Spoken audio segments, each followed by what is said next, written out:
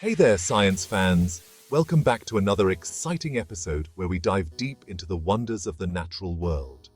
Today, we're going on a journey into the amazing world of cells, the tiny powerhouses that make life possible. Cells are the basic building blocks of all living things, from tiny bacteria to giant redwood trees, even you and me. Every living organism you see around you is made up of these incredible units. Imagine cells like Lego blocks. Just like how you can use Lego pieces to build anything from a simple house to a complex spaceship, cells can combine in countless ways to create the diversity of life we see. Just like Legos can be put together to build all sorts of things, cells work together to form tissues, organs, and whole organisms. They are the foundation of all biological structures.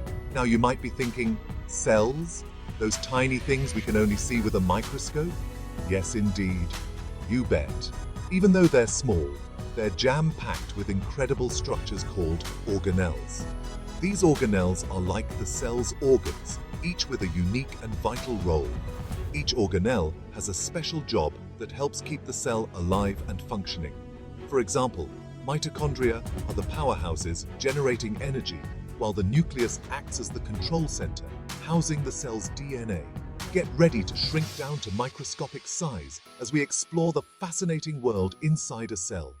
We'll see how these tiny components work together in perfect harmony. It's going to be a wild ride. We'll uncover the secrets of how cells communicate, reproduce, and carry out the processes that sustain life. So buckle up, science explorers, because we're about to dive into a cell. Let's embark on this incredible adventure together and discover the building blocks of life.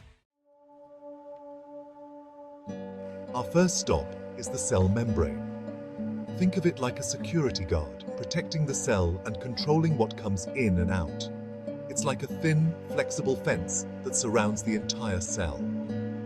This membrane is made up of fats and proteins. These fats and proteins are arranged in a special way that allows small molecules, like water and oxygen, to pass through easily.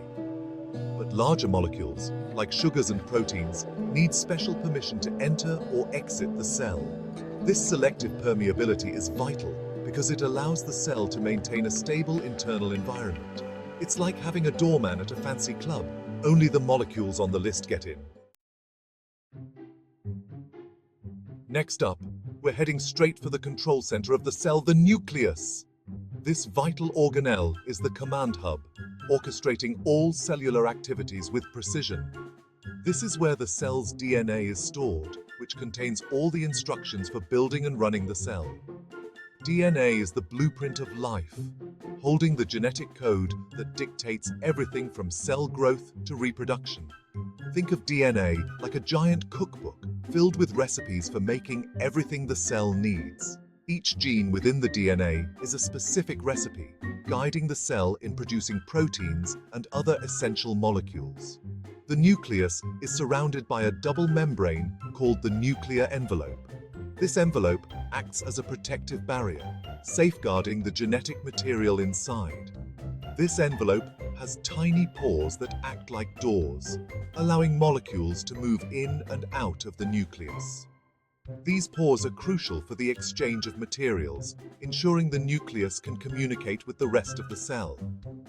It's like the library's front desk, controlling the flow of information in and out of the stacks. Just as a librarian manages book loans, the nuclear envelope regulates the movement of genetic information. Inside the nucleus, we find the nucleolus, a dense region where ribosomes are made. The nucleolus is like a bustling workshop, constantly producing ribosomes. Ribosomes are like tiny factories that build proteins, which are essential for almost everything the cell does. These proteins are vital for the cell's structure, function, and regulation of its activities. Speaking of ribosomes, let's take a closer look at these protein-making machines. Ribosomes are like tiny construction workers that read the instructions from DNA and use them to assemble proteins. They're found throughout the cell, both free-floating in the cytoplasm and attached to a network of membranes called the endoplasmic reticulum. Imagine ribosomes as tiny 3D printers, taking digital blueprints from DNA and churning out complex protein structures. These proteins are the workhorses of the cell, carrying out all sorts of essential functions. Without ribosomes, cells wouldn't be able to function. They're essential for everything from building new cell structures to breaking down waste products. Section 5. The endoplasmic reticulum, a cellular highway. Now, let's hop onto the endoplasmic reticulum, or ER for short. This network of interconnected sacs and tubes acts like a cellular highway, transporting molecules throughout the cell. Think of it like the cell's internal delivery system, ensuring that proteins and other molecules get where they need to go. There are two types of ER: rough ER and smooth ER. Rough ER is covered in ribosomes, giving it a bumpy appearance. It's responsible for making proteins that will be secreted from the cell or embedded in the cell membrane. Smooth ER, on the other hand, lacks ribosomes and has a smooth appearance. It's involved in a variety of functions, including lipid synthesis, detoxification, and calcium storage. Section 6. Packaging and shipping, the Golgi apparatus. Once proteins are made in the ER, they're sent to the Golgi apparatus for further processing and packaging. Think of the Golgi like a cellular post office, sorting, modifying, and shipping proteins to their final destinations. The Golgi is made up of flattened, membrane-bound sacs called cisternae. These cisternae act like separate compartments, each with its own set of enzymes that modify proteins in specific ways. As proteins move through the Golgi, they're sorted, tagged, and packaged into vesicles, which are small membrane-bound sacs.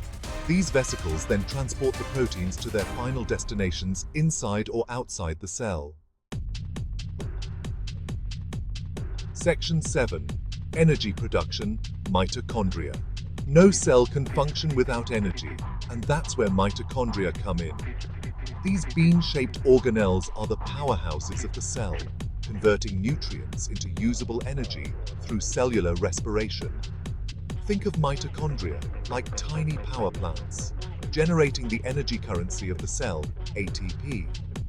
They use oxygen to break down glucose and other molecules, releasing energy in the process. Mitochondria are fascinating because they have their own DNA and can even replicate independently of the cell. This suggests that they were once free-living bacteria that were engulfed by ancient cells. Section 8. Waste disposal lysosomes. Just like any busy city, cells produce waste products that need to be disposed of. That's where lysosomes come in. These membrane-bound organelles are like cellular garbage disposals, breaking down waste materials and cellular debris.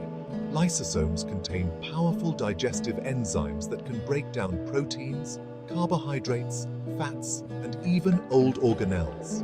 They're like the recycling centers of the cell, breaking down waste materials into their component parts so they can be reused. Without lysosomes, cells would quickly become filled with waste products and wouldn't be able to function properly. Section 9. Storage units, vacuoles. Cells need a place to store water, nutrients, and other materials, and that's where vacuoles come in. These large membrane-bound sacs are like cellular storage units, holding a variety of substances. In plant cells, vacuoles are particularly large and play a crucial role in maintaining cell turgor, or internal pressure. They're like water balloons, helping to keep plant cells plump and rigid. Animal cells also have vacuoles, but they're typically smaller and more numerous. They play roles in a variety of cellular processes, including endocytosis, exocytosis, and maintaining pH balance. Section 10. The cell's inner space, cytoplasm. Finally, we arrive at the cytoplasm, the jelly-like substance that fills the cell and surrounds all the organelles. This semi-fluid matrix is essential for maintaining the cell's shape and consistency. Think of cytoplasm like the cell's internal ocean. providing a medium for organelles to move around in and interact with each other. It acts as a cushion, protecting the organelles from damage due to movement or collision. Cytoplasm is mostly water, but it also contains dissolved nutrients, ions, and enzymes. These components are crucial for the cell's survival, as they facilitate various biochemical reactions. It's the site of many important cellular processes, including protein synthesis, metabolism, and cell signaling. These processes are vital for the cell's growth, energy production, and communication with other cells. So there you have it, a whirlwind tour of the incredible world inside a cell.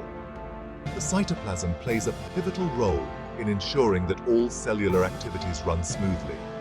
From the protective cell membrane to the energy-producing mitochondria, each organelle plays a vital role in keeping the cell alive and functioning. The cytoplasm is the stage where all these actors perform their roles. It's a symphony of cellular cooperation, all working together to maintain the incredible phenomenon we call life. The cytoplasm ensures that this symphony is harmonious and efficient, making life possible at the cellular level.